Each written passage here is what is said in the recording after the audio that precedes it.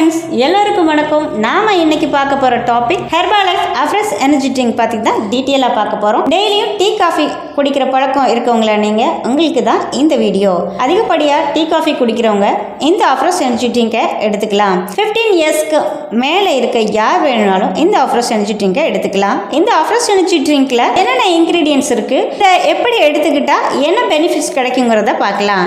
இந்த அஃப்ரெஷ்ல orange peacock green tea extract natural caffeine powder இருக்கு.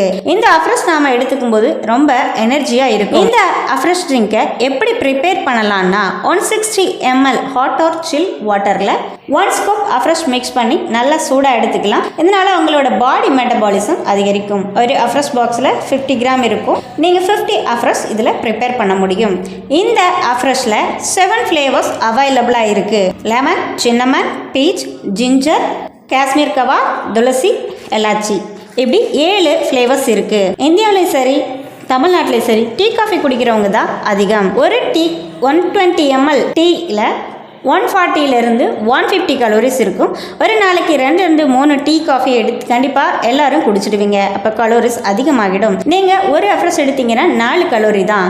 ஒரு நாளைக்கு 2-3 அஃப்ரெஷ் எடுத்தால் கூட 15 கலோரிஸ் தான் வரும்.